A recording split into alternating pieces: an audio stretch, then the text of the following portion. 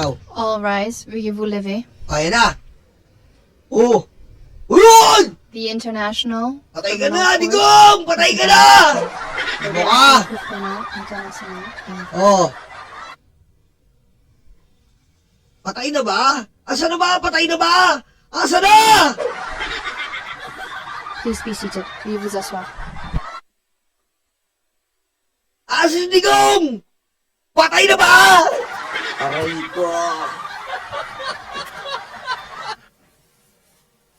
Hindi ba sila ko patay? Huwag na tayo magtagal-tagal dito! Aray ko.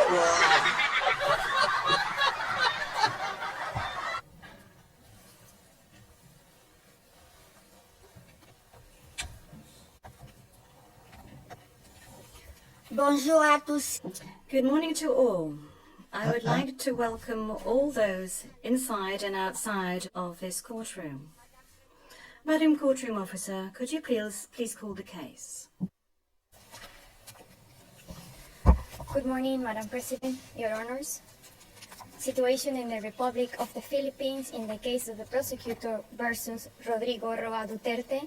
Case reference ICC 0121-0125, and for the record, we are in open session. Merci beaucoup. Thank you very much. I am now going to ask the parties and participants to introduce themselves. Starting by Mr. Deputy Prosecutor. Could I please ask you to introduce yourself and to confirm to me whether the list of your team members that I received before the hearing is correct? Thank you, Madam President. Your Honours.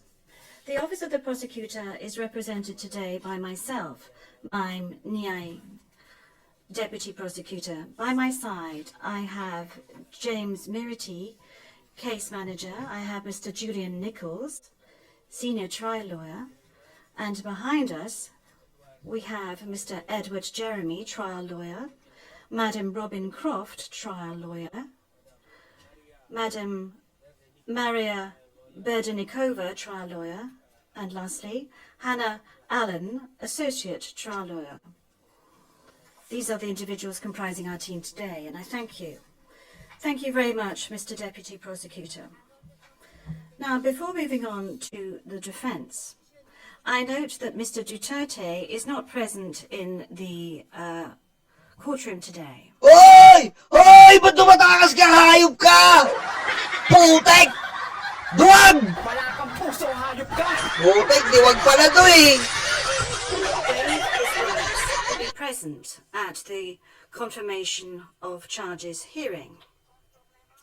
Pursuant to Article 61(2)(a) of the Rome Statute and Rule 124 of the Rules of Procedure and Evidence.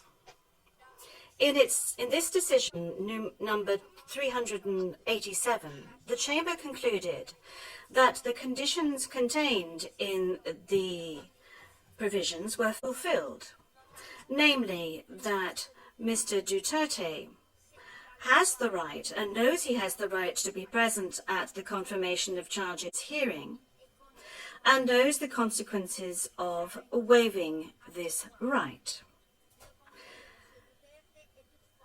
However, Mr. Duterte's counsel is present today to represent him. Counsel, could you please introduce yourself and confirm to me that the list of your team members that I received before the hearing is indeed correct? Madam President, good morning, Your Honours. Indeed, the list before you is correct. May I introduce my team? To my left, I have Dr. Dov Jacobs. To my right, I have Ms. Havnik Sethi. Sitting next to her is Maître Alexandre Désir Dabi. Behind him, Attorney David Rankati. Sitting next to him, Maître Sandrine de Sena. And our two further lawyers, we have Nicolas Rousseau and also Kaylin Chen. And if Your Honor will permit me, there are also Filipino attorneys who are attending and supporting us today, and I'll briefly mention their names. Maître Salvador Mediader, who Your Honours are familiar with from the initial appearance, Attorney Martin Delgra, Attorney Silvestre Bello, Attorney Alfredo Lim, Attorney Cesar Dulay, and of course, Attorney Salvador Panetta. Thank you very much. Merci beaucoup, maître. J'ai envie de... Thank you very much, Counsel. I would like to now call upon the legal representatives of victims to introduce themselves and confirm to me that the list of your team members I received before is correct. Proceedings are represented today by Mr. Joel Butuyan, Mr. Gilbert Andres, myself, Paulina Masida, and I confirm the list of our jurists who assist us today as provided to the court officer. Thank you very much. Merci beaucoup, maître Mas. Thank you very much, Maître Masida. Thank you. On my right, I have Judge Rain Adelaide. And I have Judge Adelaide Sophie Alapina Gansu, and to my right I have Maria del Socorro Flores Liera. And I am Julia Antonuela Motok, and I am the presiding judge in Pretrial Chamber 1 of the court. This hearing concerns the confirmation of charges by the prosecution against Mr. Duterte.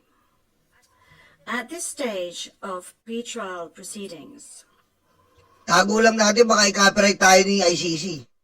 the OTP alleges that Mr. Duterte is responsible for the crimes that the course officer shall read out shortly. The Chamber shall not take any decision with regard to the guilt or innocence of Mr. Duterte during this hearing. Indeed, the role of the Chamber is to determine whether there is sufficient evidence to establish substantial grounds to believe that Mr. Duterte committed the crimes with which he is charged. If all or part of the charges are confirmed, the Chamber will refer the case to trial, where the trial chamber will decide upon the innocence or guilt of Mr. Duterte. The general principles to be applied at the hearing are as follows. The suspect, in accordance with Article 66 of the Rome Statute, the suspect is considered to be innocent until his guilt has been proven by the court. The burden of proof is upon the OTP, which must produce sufficient evidence to prove the charges against Mr. Duterte Patulan nyo na! at the required standard of proof at Article 61, paragraph 7 of the Rome Statute. Finally, the defense enjoys, or the suspect enjoys, all the rights listed at Article 61, paragraphs 6 and 67 of the Rome Statute. The hearing shall take place according to the schedule contained in the order dated the 26th of January 2026, document number 359. The parties and participants must respect the allocated speaking times indicated in this order. I would like to remind the parties and participants that oral remarks must be concise and that repetition of previously presented arguments should be avoided. In addition, in order to facilitate the work of the interpreters and ensure the proper transcription of discussions, please make sure that your microphone is on every time you address the court. And please speak slowly and mark pauses between each sentence. Generally speaking, the hearing will be held in open session, and parties and participants will refrain from mentioning the names of victims and witnesses. They will only refer to them by their pseudonym or their code. In order to avoid the disclosure of any confidential information, notably with regard to witnesses and victims, the parties and participants will clearly indicate whether their submissions can be presented in public or whether they deem it necessary to move into private session, notably when referring to items of evidence. The parties and participants will clearly indicate when it is no longer necessary to remain in private session. With these rules in place, we can now move to the reading of the charges in its shortened form, indicating the charges against Mr. Duterte. The full version is available publicly on the internet site of the court. The defense has not raised any objections in this regard. I would like to remind the public that the charges that shall be read out in a few seconds comprise allegations raised by the Office of the Prosecutor that the Chamber shall analyze in order to decide whether the evidence presented by the Office of the Prosecutor is sufficient in order for these charges to be confirmed.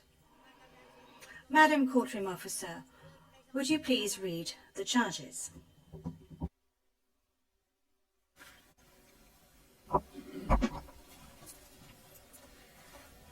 The prosecution charges Mr. Rodrigo Roa Duterte with 2 counts of murder and 1 count of murder and attempted murder as a crimes against humanity committed between 2013 and around June 2016 and between around July 2016 and September 2018 in the Republic of the Philippines as follows. Count 1. Murder of 19 victims alleged to be criminals, including 3 children, who were killed in or around Davao City in the Philippines between 2013 and around 2016 by members of the Davao Death Squad, while Mr. Duterte was the mayor of the Davao City pursuant to Article 71A of the Rome Statute. Count 2. Murder of 14 victims labeled as high-value targets for their alleged criminality, 14? who were killed in locations across the Philippines between around July 2016 and July 2017 by a network of perpetrators comprising state actors and others, referred to as the National Network, while Mr. Duterte was the President of the Philippines pursuant to Article 71A of the Rome Statute. And count 3. Murder and attempted murder of 45 victims, comprising 43 murders and 2 attempted murders of persons alleged to be criminals, including 3 children who were targeted in barangay clearance operations in locations across the Philippines between around July 2016 and September 2018 by members of the National Network, while Mr. Duterte was the President of the Philippines pursuant to Articles 71A and 25(3)(f in respect of the attempted murder of the Rome Statute. The prosecution alleges that Mr. Duterte is individually criminally responsible for all 3 of the above counts as follows. First, as an indirect co-perpetrator pursuant to Article 25(3)(a of the Rome Statute. At least between 1st November 2011 and 16 March 2019, Mr. Duterte and his co-perpetrators shared a common plan to neutralize alleged criminals in the Philippines. including individuals perceived or alleged to be associated with drug use, sale, or production, through violent crimes including murder.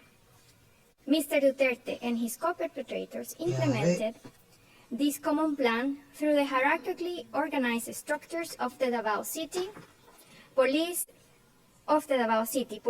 and Davao Death Squad, and then the national network. Within the framework of the common plan, Mr. Duterte made essential contributions to the crimes in counts 1 to 3 by A. Designing and disseminating the police to neutralize alleged criminals, both in his role as a mayor of the Davao City and also during his presidential campaign and as a president, including by endorsing the anti-illegal drugs campaign Double Barrel. Nako! B. Yan Establishing, overseeing the DDS. C. Instructing and authorizing violent acts, including murder, to be committed against alleged criminals, including alleged drug dealers and users. D. Providing personnel and other necessary logistic resources such as weapons, including those to be used in the execution of the crimes. E. Appointing key personnel to positions which were crucial to the execution of the crimes. F. Offering financial incentives and promotions to police officers and hitmen to kill alleged criminals. G. Creating and maintaining a system in which perpetrators knew they would be protected, including through promises of immunity and shielding perpetrators from investigation and prosecutions. H. Making public statements authorizing, condoning, and encouraging killings of alleged criminals, both as a mayor of the Davao City and as a president of the Philippines. I. Authorizing state actors to take part in the anti-drugs campaign and temporarily revoking such authorization, including to placate public outcry. J. Dami Publicly naming individuals and holding up charts from lists of alleged criminals, including so-called high-value targets, some of whom were subsequently killed. Second, in the alternative, Mr. Duterte is charged with ordering and/or inducing the charged crimes pursuant to Article 25(3)(b) of the Rome Statute, and/or aiding and abetting these crimes pursuant to Article 25(3)(c) of the Rome Statute.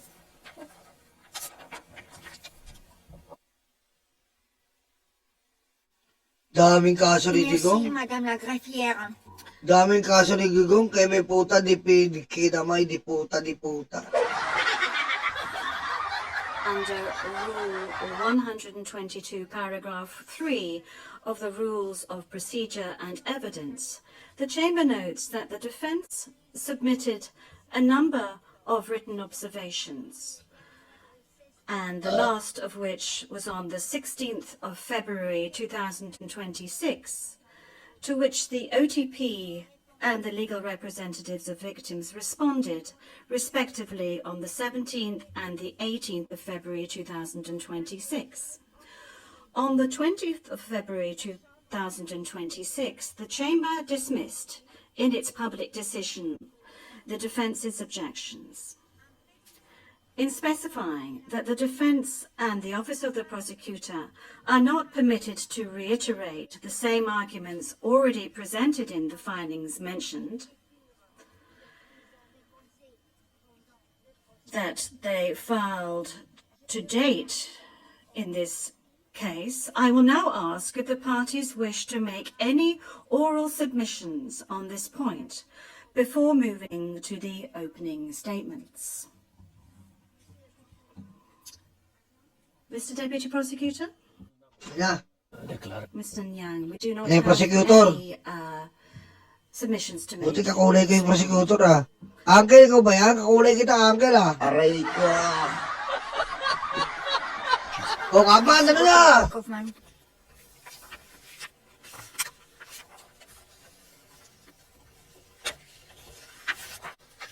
Donc on peut maintenant passer à la phase. So we can now move on to stage 2.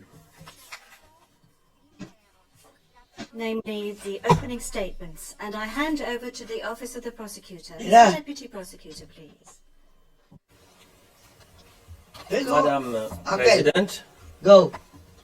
honorable member of the bench, all those following these proceedings inside the courtroom and outside, and especially those in the Philippines. Today marks an important day for international justice for the people of the Philippines, for the victims, and for this court. The commencement of the confirmation hearing against Mr. Rodrigo Roa Duterte is a reminder of the court's unwavering commitment to its mission to investigate and prosecute individuals for the most serious crimes of concern to the international community and to bring justice to the thousands of victims of the mass crimes and atrocities perpetrated in the Philippines. It is also a reminder that those in power are not above the law.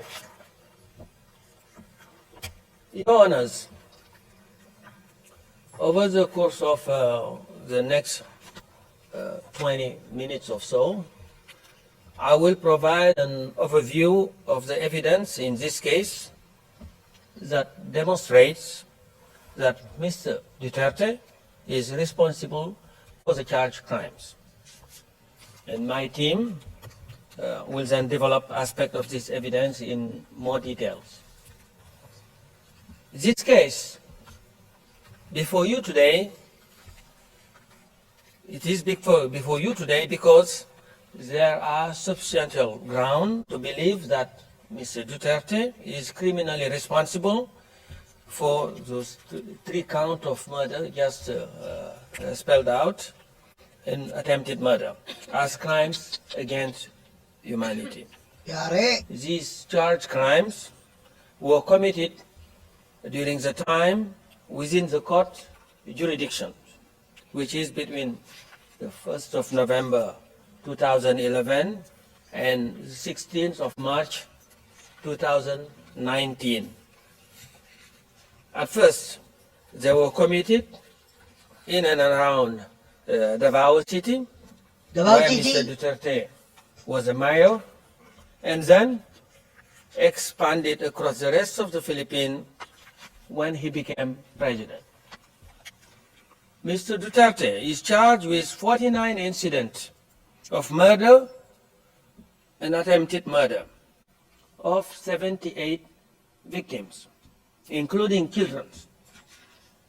These murders and attempted murders were part of a widespread and systematic attack that overall resulted in the killings of thousands of civilians across the country during the relevant time frame. Thus, the charged incidents are merely a fraction of the overall criminality that resulted from Mr. Duterte's so-called war on drugs. What is Mr. Duterte's core contribution? Your Honors, Mr. Duterte played a pivotal role in the commission of the charged crimes. His contribution was essential, as he was at the very heart of the common plan to use his words, to neutralize alleged criminals in the Philippines, including through murders. The victim included individuals associated with or perceived to be associated with drugs. One of the first things Mr. Duterte did when he became the mayor of Davao, back in 1988, was to create the infamous Davao Group. Death Squad, Death Squad. otherwise known as DDS. PDS. Utak Luga. As you will have seen from the prosecution pre-confirmation brief, Mr. Duterte personally instructed Death Squad members that their mission was to kill criminals and suspected criminals, including drug users and dealers, also referred to as drug pushers. The death squad carried out this mission well into the charge period through 2011 to 2016, perpetrating the crimes charged in count 1. Your Honors, Mr. Duterte's criminal plan and his intent were no secret. He not only shared them with his co-perpetrators and members of the death squad, but also made them abundantly clear to the general public in the numerous public statements that he made time and again.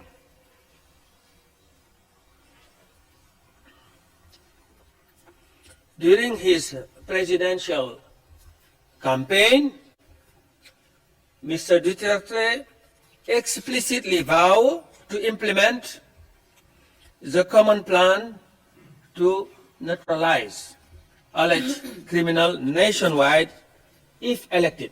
This was his program to be elected. He publicly announced his intention to eradicate corruption, criminality, and drugs in 3 to 6 months. And this is what he said. I quote, "If I become the president, I will order the military and the police to hunt down the drug lords, the big ones, and kill them." That's what he said. And this can be found at tab 12 of the prosecution list of material. Similarly, when speaking about druggies, I quote, in a televised interview in 2015, this is again what he said. "If I become president, you will all get wiped out. I will order your execution within 24 hours. That's what he said. That I quote directly from his word. And this quote can be found at tab 19.2 of the prosecution list of materials, ERN PSL OTP 401684, page 003, and these are the lines 82 and 83. And elected he was. And becoming president on the 13th of June 2016, this provided him with the opportunity to follow through with his promise and to expand extrajudicial killings of alleged criminals beyond Davao and across the rest of the Philippines. He did this through the implementation of the National Anti-Illegal Drug Campaign, better known as Duterte's War on Drug, and its project, Double Barrel. These were carried out by the national network consisting of law enforcement personnel working together with non-police assets and hitmen. Mr. Duterte authorized murder and personally selected some of the targets. during the mayoral period, when he was mayor, his clearance was required for the DDS to carry out the killings. Essentially, members of the DDS needed Mr. Duterte's green light to murder. And during the presidential period, Mr. Duterte has continued to personally identify some of the targets, including by publicly naming those he claimed were involved in illegal drug trade or in other forms of criminality. He also identified targets by holding up a list containing their name. And if you are on the list, you will be killed.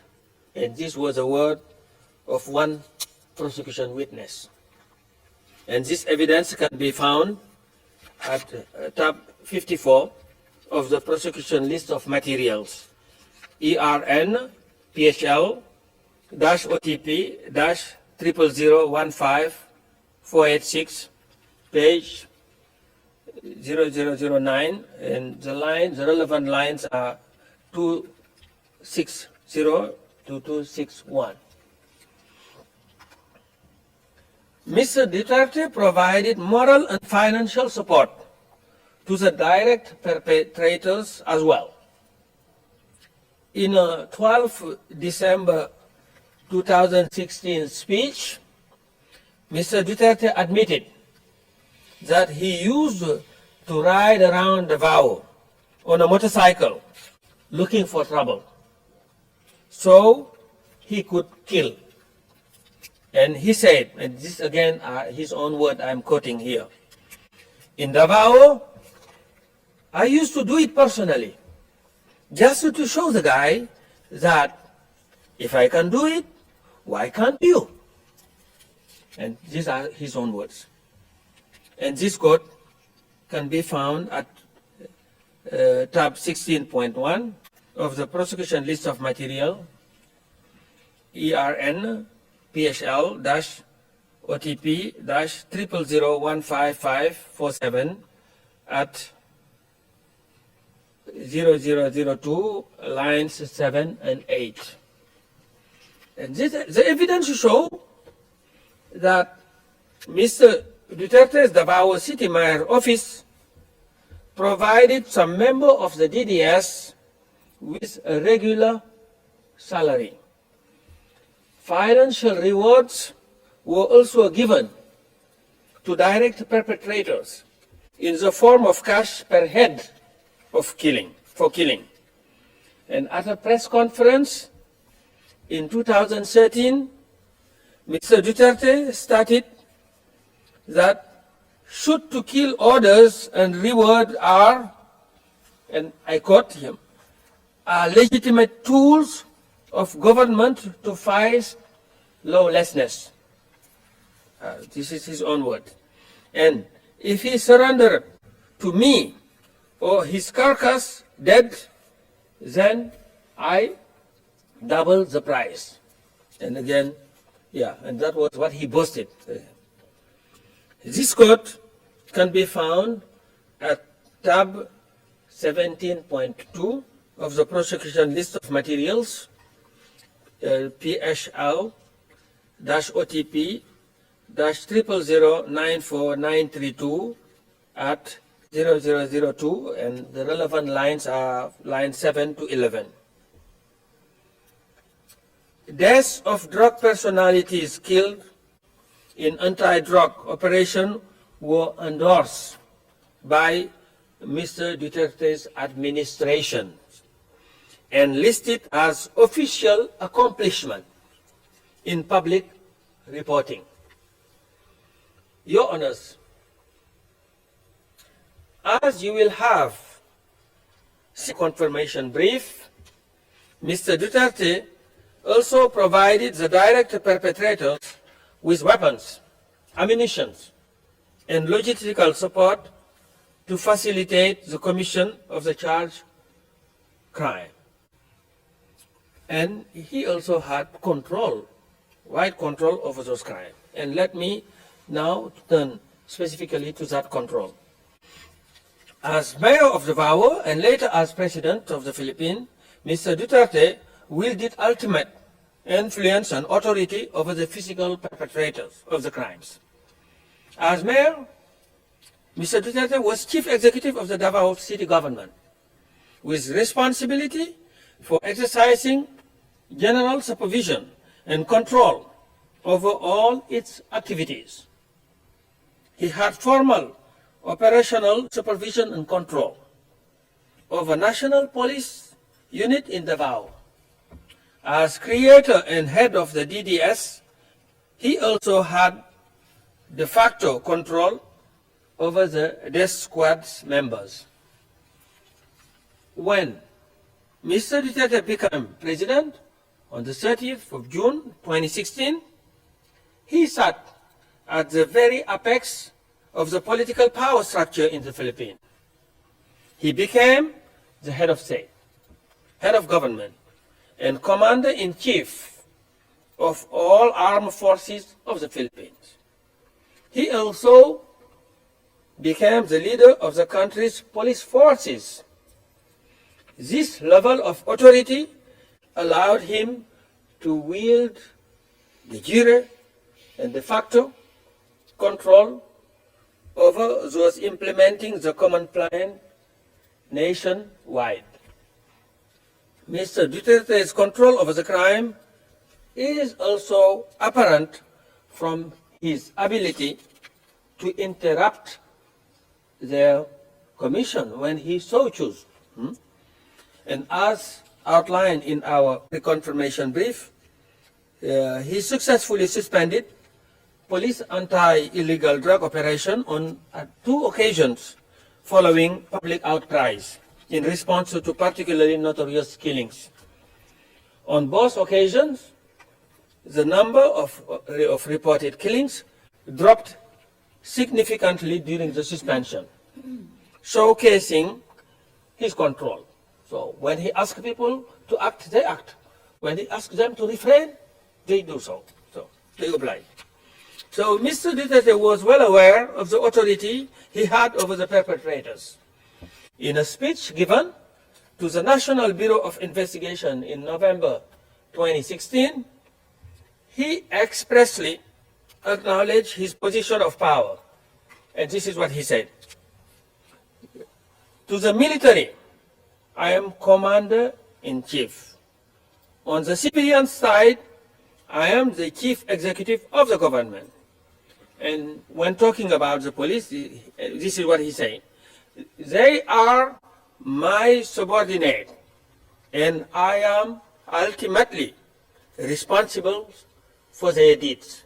And these are quotations, and they can be found at tab 131.2 of our prosecution list of materials at ERN PHL-OTP-0095-679, page 0004, and the relevant lines are from 131 to 134. And the direct perpetrators complied with Duterte's order and respected his authority. Mr. Duterte was respected by the physical perpetrators. He was feared, and his order and instruction were obeyed. One insider witness explicitly says that the police killed, and I quote, because of the directive of the president. This is what the witness said, an insider. And this quote can be found at tab 120 of the prosecution list of material, ERN PSL OTP -00088-631-R01 and page 66, and the relevant line are from 2304 to 2306. And this statement is corroborated by other statements we are also provided.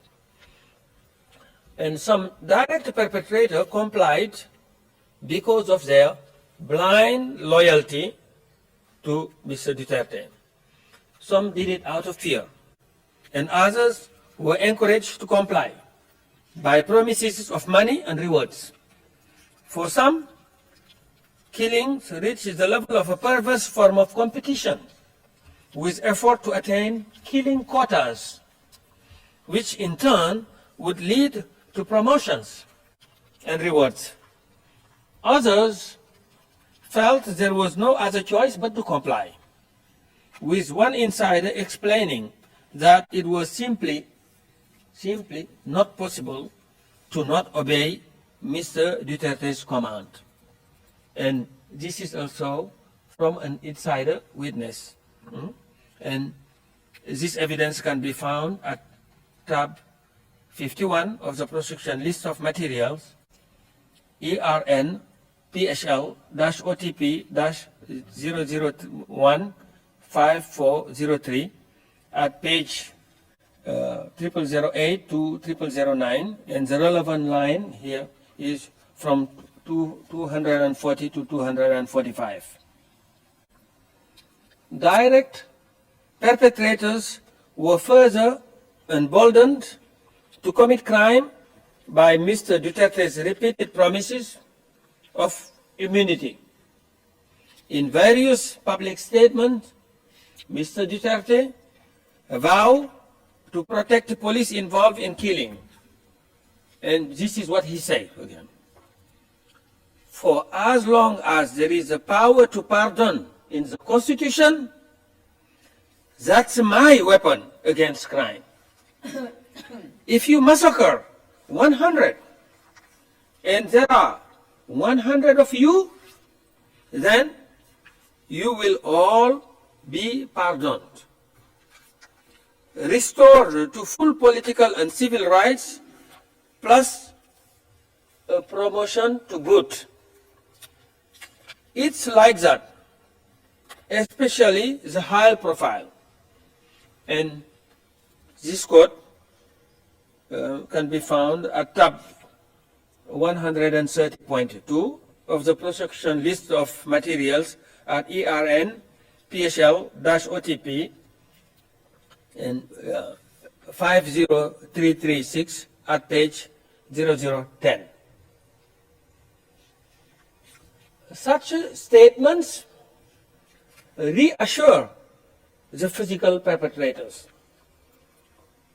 One insider described that he felt confident to continue killing people because he knew that he wouldn't be arrested for that. And this evidence can be found at tab 38 of the prosecution list of material, ERN PSL-OTP-0001-2779 at page 0005, and relevant lines are from 130 to 131. Ang haba nung kaya, no? Your Honors, let me now say a few words about the contextual elements. The 78 murders and attempted murders that Mr. Duterte is charged with, in this case, were not random. These were not random crimes. Nor was they spontaneous or happened in isolation. Rather, the evidence demonstrates that they were part of a widespread and systematic attack directed against the civilians population of the Philippines. The murders and attempted murders were carried out across the Philippines and over a substantial period of time. Overall, Duterte's so-called war on drugs resulted in the killings of thousands of civilians from the 1st of November 2011 to the 16th of March 2019. Patay ito. And many of these victims were, Excuse me, counsel, you have 5 minutes left. okay, yes, were children. Patay na to. The victim of extrajudicial killing charge in this case were brutally murdered, some after having been abducted and mistreated. Unlike Mr. Duterte, who is represented by his counsel here today, they were deprived of any form of due process. The loss of every single one of these victims had the most profound impact on their families, their friends, and ultimately their communities. Their suffering was met not merely with Mr. Duterte's indifference, but with his mocking. In a 25 July 2016 speech, he expressly made fun of the iconic photograph portraying the partner of an extrajudicial killing victim cradling his body, which now visible on our screen. While the specific incident portrayed in this photograph is not charged in this case, Mr. Duterte's comment on it is demonstrative of his attitude towards the victims. In reference to this photo, Mr. Duterte, this is what he said. Those of you who are still sober, those who haven't tried illegal drugs, if you don't want to die or get hurt, don't rely on the priest, including human rights advocate. They won't be able to prevent death. So, don't do it. And then, there you are, sprawled on the ground, and you are portrayed in a broadsheet like Mother Mary cradling the dead cadaver of Jesus Christ. That's how they are creating dramas here. This is what he said. And this quote can be found at tab 128 of the prosecution list of material at ERN PSL-OTP-50335, page 0008. And of course, the question of whether Mr. Duterte had knowledge and intent, of course, it goes without saying. Your Honors, Mr. Duterte intended and knew that the charged crime were occurring, or that they would occur in the ordinary course of events that he had set in place and put in motion.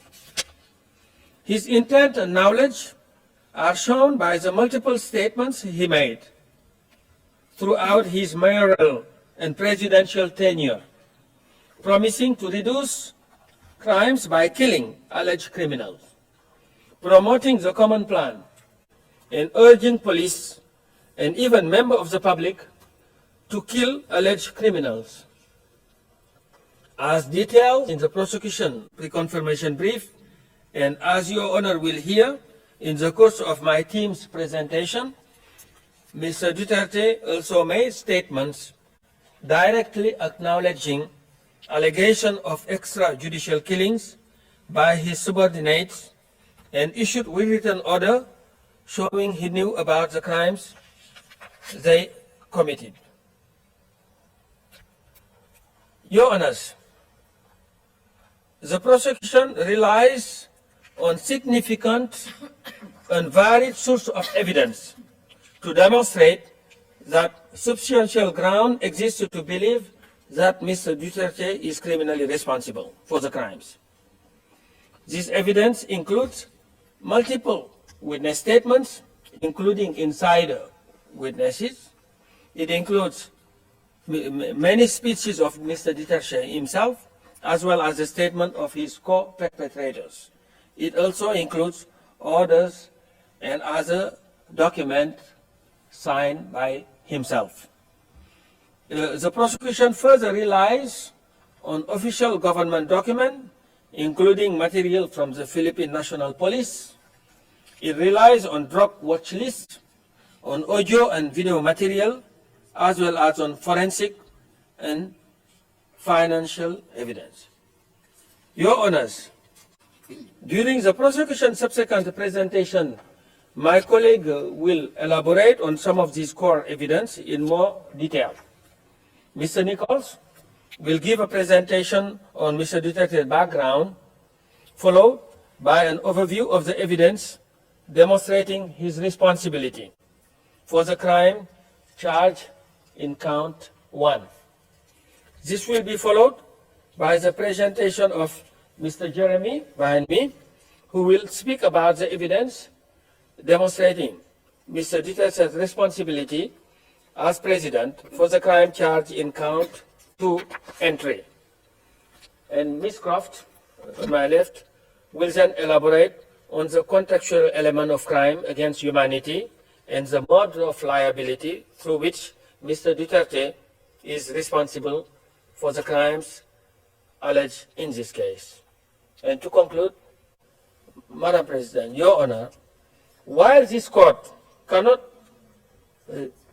reunite victim with their loved one, it can help reveal the truth about what happened to them and bring a sense of justice to the victim.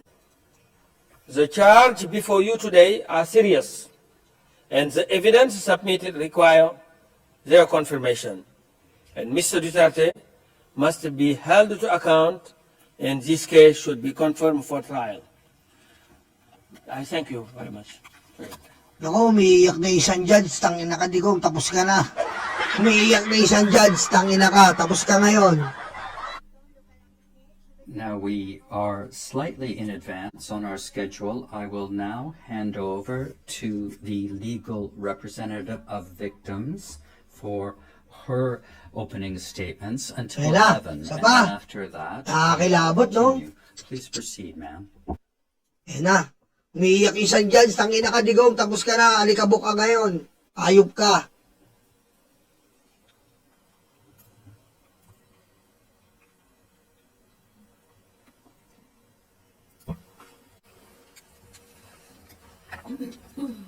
Madam President, Your Honors, Pilipino to. by way of an opening statement, we convey the views and concerns of the 497 victims authorized to participate in these proceedings.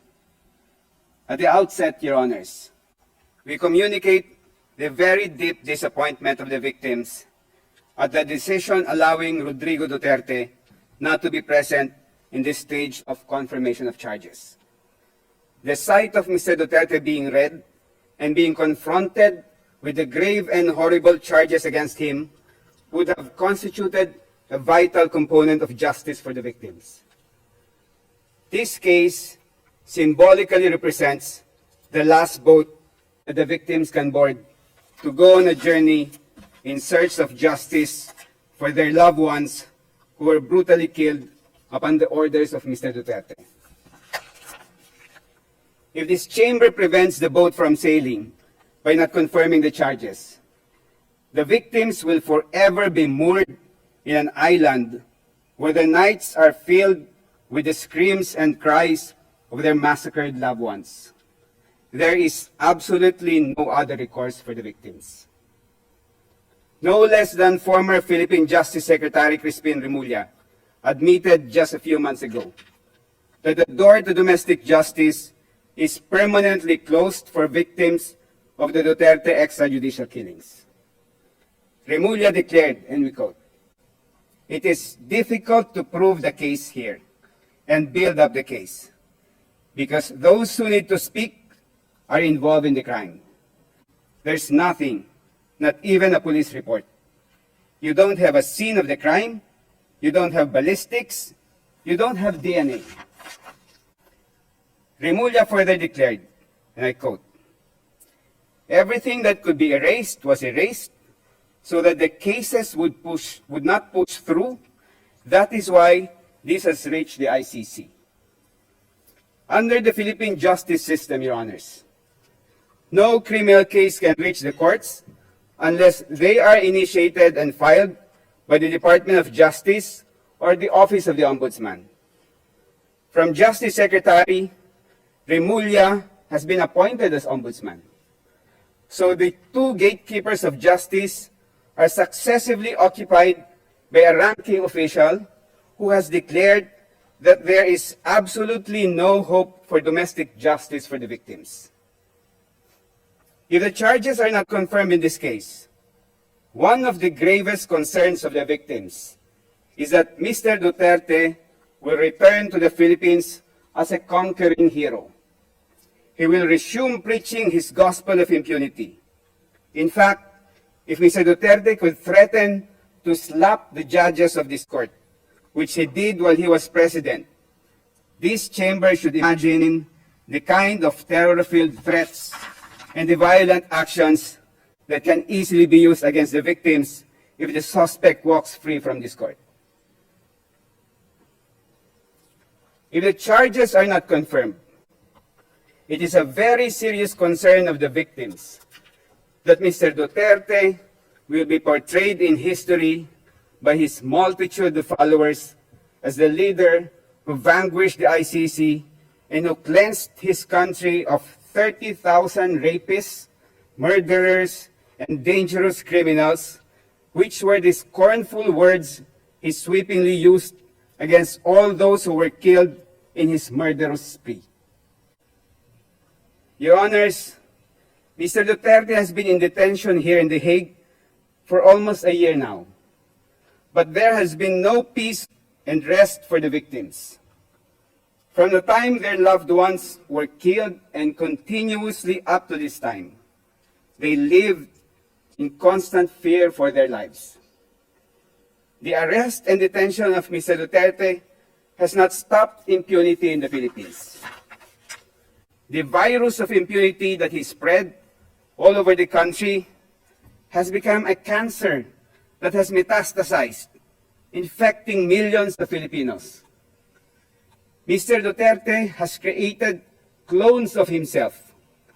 He converted millions of peace-loving citizens into bloodthirsty disciples who have become converts to the belief that violence and killings are valid solutions to societal problems.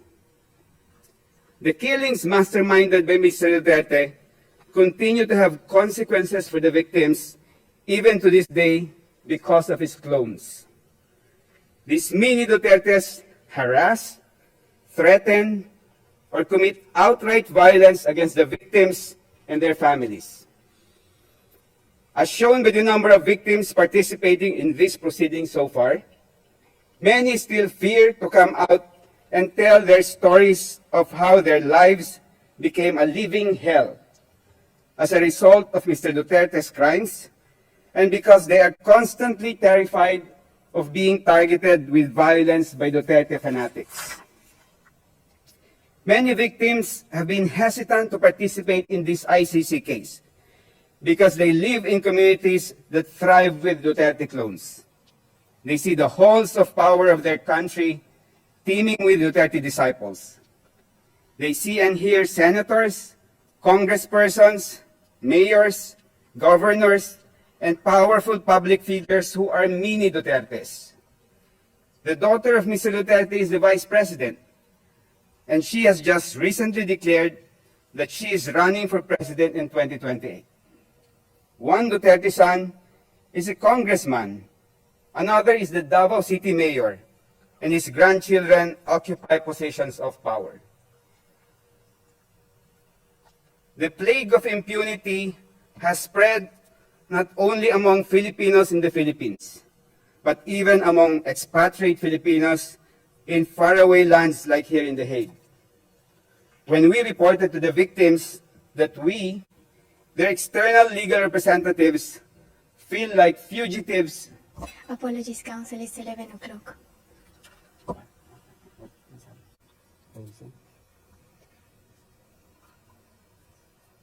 When we reported to the victims that we, their external legal representatives, feel like fugitives who avoid our own countrymen here in The Hague,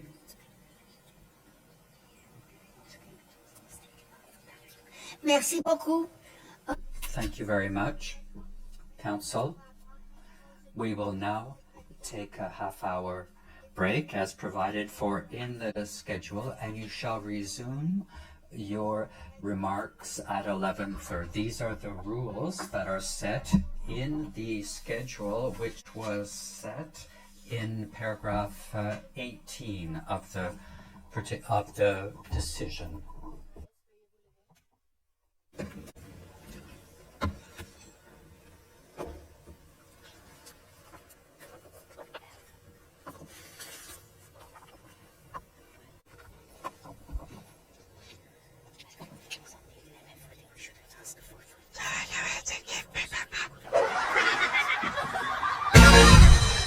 Yari, putik pati mga DDS, binanggit ang mga tanga-tanga mga DDS, mga demonyo daw kayo.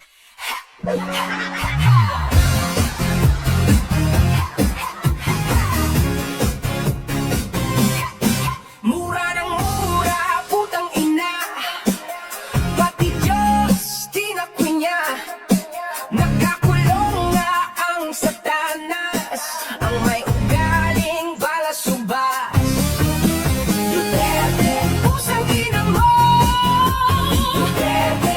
Pero pati mga DDS, sinabi, pati po yung mga Duterte clones, mga kupal.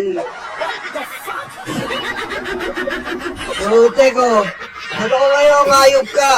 Lahat ng sinabi mo ngayon, binalik sa'yo, kupal. Oh, pati lahat sinabi, pati mga pare, binabastos. Pati yung mga judge, sinabi, yung judge kayo po. Sabi ni Digong, sasampalin daw kayo sa mukha. Aray ko.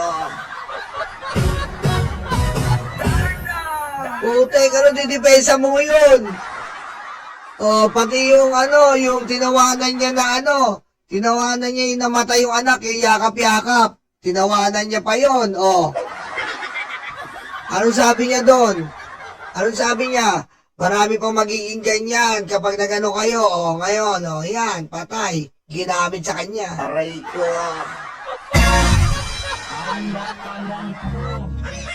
Putik, yari ka ngayon, Digong. Sabi ko sa'yo, mamamatay ka dyan na dyan. Yung mga tao dyan na umaasa makakalaya si Digong, huwag na kayong paasa, mamamatay na yan dyan. Ano ba naman? Putik, tayo pa maglulokon dito eh. Anong chance yan lumayat? Ano yung isang dyan sumiiyak na? Fuck you, Digong. Sabi, fuck you, Digong. Fuck you. Kaya hindi isang judge, puta, miiyak, men. Miiyak, namuluwa na isang judge. Minumura si Digong. Putik, sinabihan mo, sasampalin mo yung mga judge. Oh. Yung idol ng mga DDS, pusang ina mo, hindi ka naman lumabas. Oh. Oh, alam ko ba sasampalin mo, tatadya ka mo na yung ICC nga, hindi ka lumabas, pusang ina mo. Sorry sa word, pusang inan to eh. Pagaling mo sa BBM? No joke.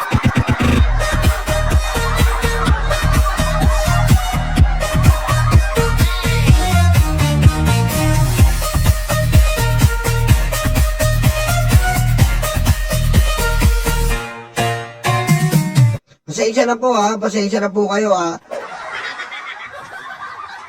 Ang angas eh. Ang angas ng kupal na Digong, tapos ngayon hindi ka lumabas. Oh. Tapos dadahilan mo, may almularas ka sa dila, pusang ina mo ka.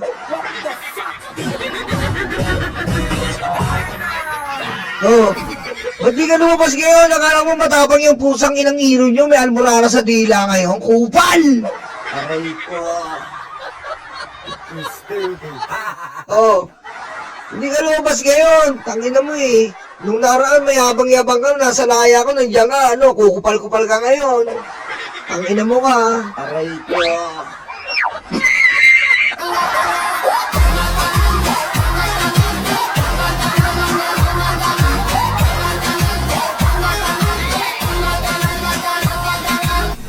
Aray ko.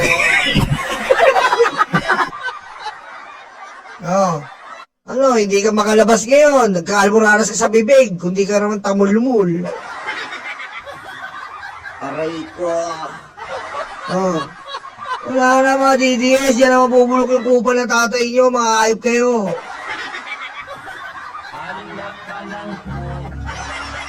Oh. Yan yung inaangaan nyo, putik. Ano, kukupal-kupal ka nun, ano, hindi ka makapagsalita ngayon, ano, nakakuha ka ng katapat mo, no?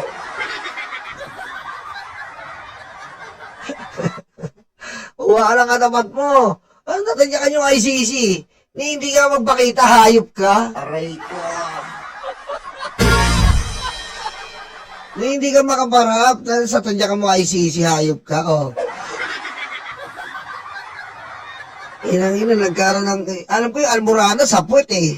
Tinubuhan si Digong sa dila ang pusang inan to eh. Aray ko. Ano kaya mga DDS? Kamusta na? Asa yung tapang ni tatay? Ang tapang, tangin ninyo.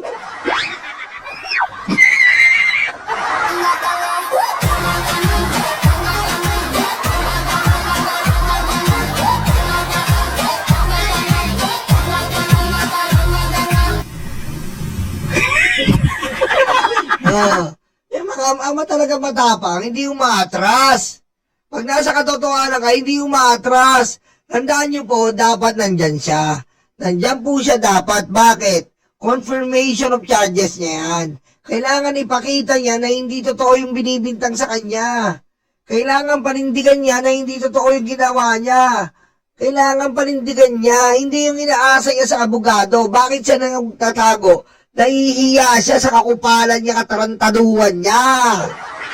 Oh, nahihiya siya. Kasi, bakit? Wala nang pag-asa, diyan ka na mabubulok, pusang ina mo.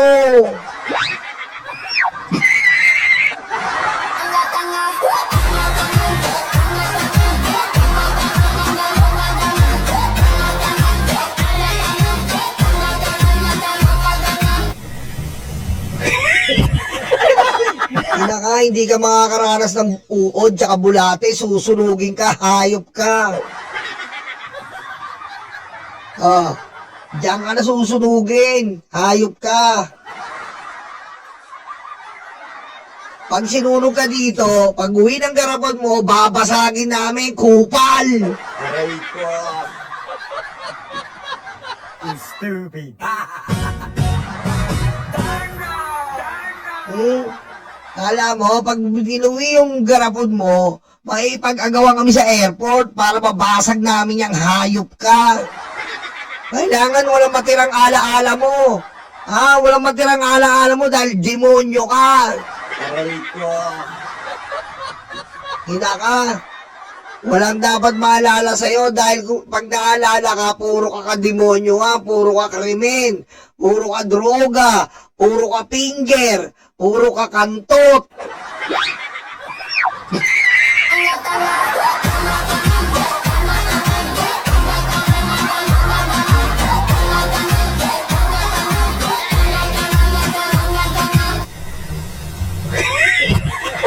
Walang ginawa ang puti kundi manlaplap. Walang ginawa kundi mambastos. Walang ginawa kundi magmura. Putik, walang parapatawad yan. Panginoon Diyos, wala. Jesus, Santo Papa, Presidente, walang patawad sa kanya at binura niya. Lahat kaya niya eh. Lahat kaya niya, putik na to. Pati Diyos, kaya niya rin. Pati ibang Presidente, kaya niya. Pati Santo Papa, kayang-kayanan niya. O ngayon, ICC. Nga. Ina mo. Ano ka ngayon? Puro ko daldal ka lang eh, Pero mga tiga-Davao, puro ngak-ngak lang. Matapang lang pag may nakabakod. Pero mga tiga-Davao, di ba? Yung betlo.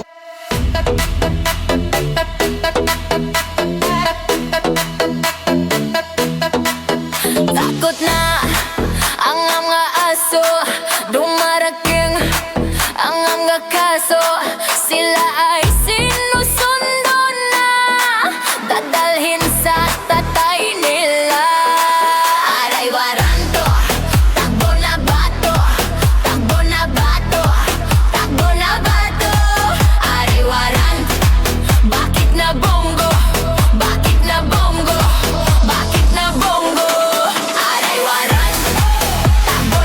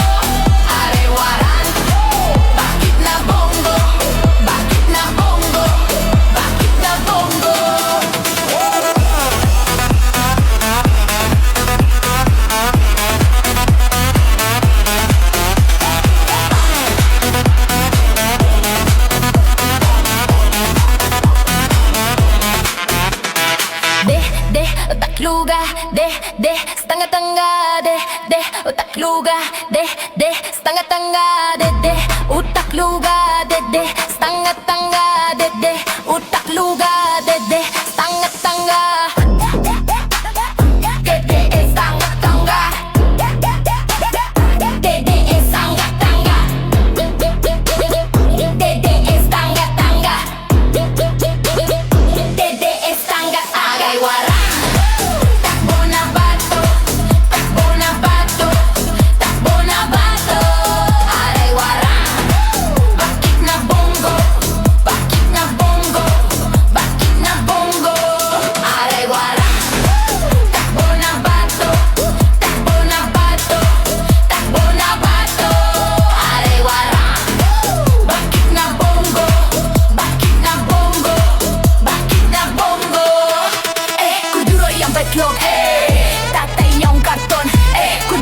Betlog, tatay yung karton, kuduro yung betlog, tatay yung karton, kuduro yung betlog, tatay yung karton,